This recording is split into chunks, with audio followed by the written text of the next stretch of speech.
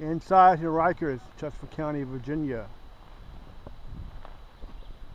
on May 6, 2011.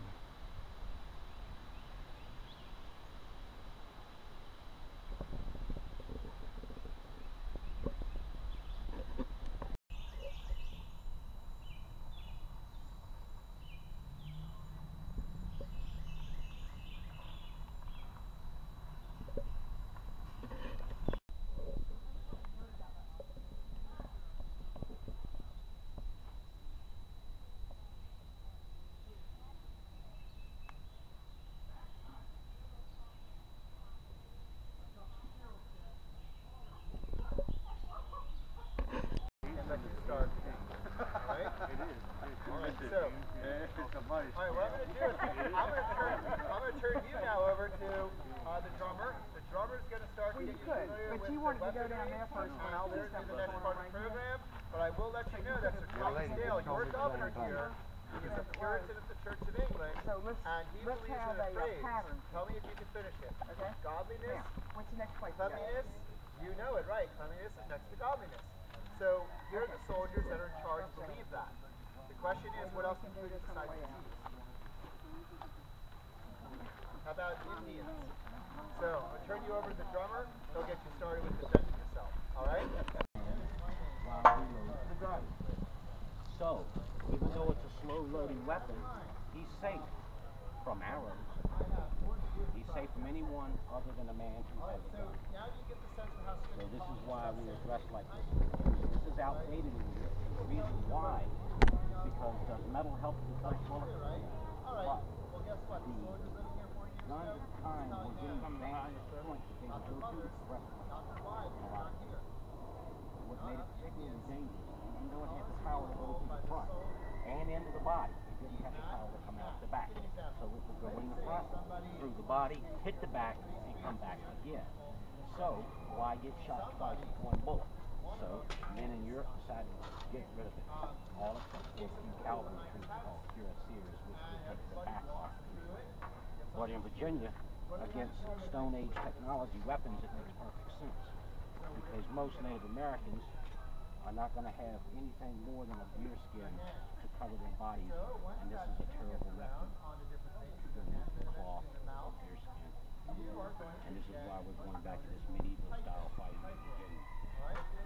And we would often fight in pairs. Like I could go in front of him and duck down to protect him while he shoots left. If you're going to cook your pottage, the pot is safe. Anything you cook in this pot, boil it out. You're safe because boiled water is good to go. But the question I have for you is this. What if the soldier who's in charge of cleaning his pot doesn't do his job? Hey guys, I'm not the only one that jumped the book. Make sure we you have to give him a presenter piece. Alright. Okay. It grows in Jamaica. In fact, they call it Jamaica ginger. Oh, okay. Most people associate it with the Baris, but it is grown in Jamaica. It was all over your shoulder. Oh, and sleeping quarters up there, I guess, huh? Locked for kids and service. Okay. Oh, the master. The home would sleep here, but the children in service. He just said that. That was in my list to say that. Okay. Pretty much. And it's also the responsibility of women in the house to be able to take care of people if they're sick. And over here there's a bit of a problem with you get mosquitoes. They don't have those back in England. So here you're getting people who might come down with malaria. You get people who are working hard in the sun and they're getting sunburnt, sun poisoning, that kind of thing. So you have to have a lot of home remedies at hand. I started copying down a few that I can remember. So things like scaldings and burnings. You need daisies. So you scrape your daisies. You fry them with fresh grease and yellow wax and you make it into a poultice. And you put it on the burn. So poultices are used a lot in homes. Other things, if you get a rusty nail, you take forest grease, which I'm guessing is this pig's fat. You put it in the hole where the nails punctured you. And then you put it on top of the hole, put it in the hole, put it on top of the hole, and it's going to draw out whatever's in there. There's also a recipe You put trick it with a needle to open it up a little bit, then you pour candle wax on it. You let the candle wax dry, and then you can peel it off and pull the corn right out. So a few home remedies that kind of carry on further on into today, but they're using them in the home back then. Even things as simple as every day when the kids are emptying out the chamber pot, which is under the bed. If this household had about 8 people living in it, all 8 people during the night would be using that one chamber pot. So it needs to be emptied in the morning.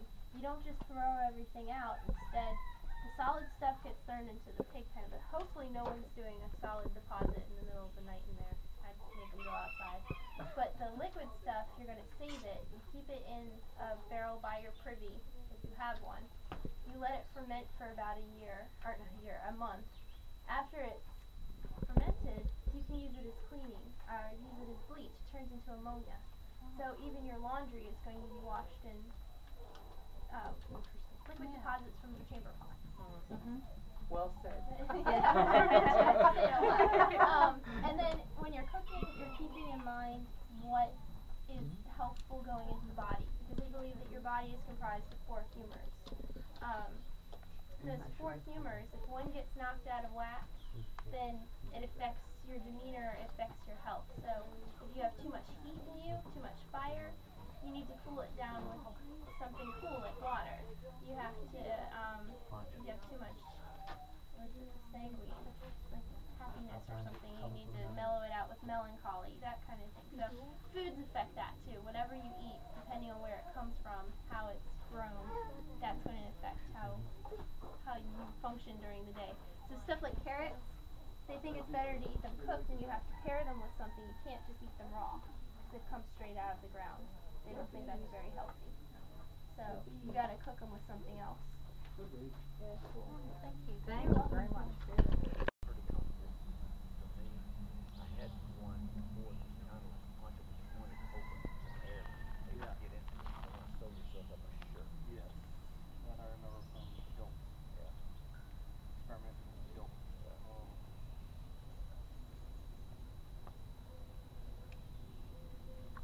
How are you today? How are you doing? Pretty good. Nice day I'll be out here. It is. You running motion or still? This is motion.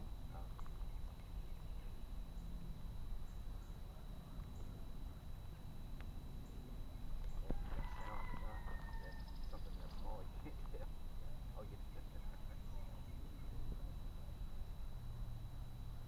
What I'm doing is grinding hardwood charcoal into a powder for a pigment.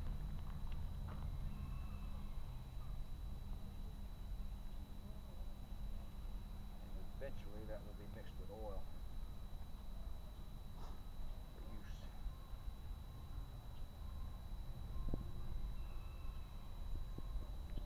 How long would it take you to do that? Till you're done. Till you're done? I've got a container of roughly ground charcoal right here.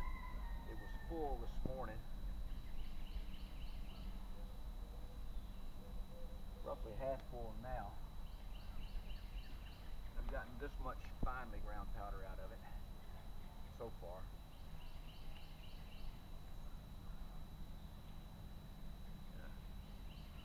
Just because it's not a timed thing, it's just something you do until you get the desired results.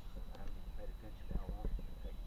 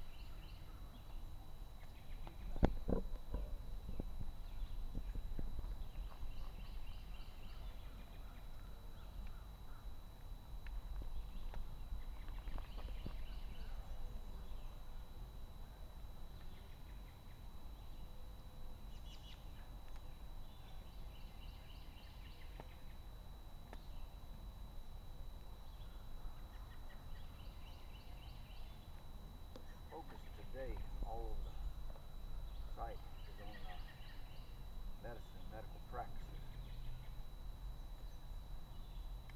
While charcoal doesn't have much of a medicinal value externally.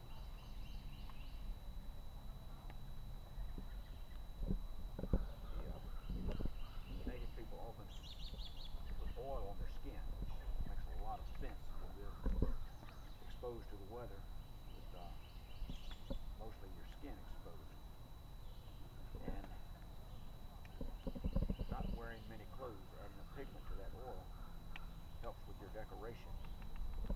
And in some cases, based on the English accounts, it was thought that some of the roots found to make pigments had some medicinal qualities, in particular the cocoon, which is a red pigment.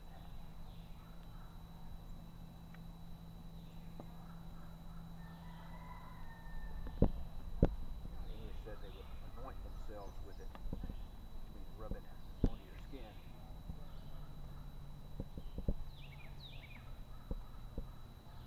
for their various aches and pains.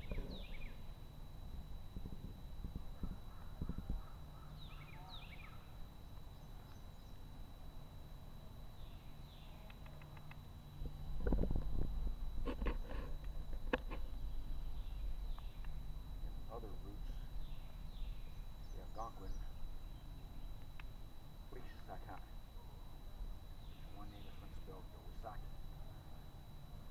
John Smith spelled it that way. I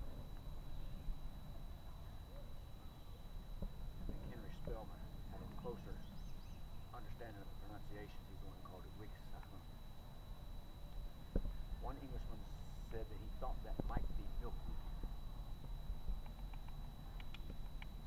He was unusual among the English in saying that he thought it might be, rather than just flat out stated something. That one was used on what the English called poison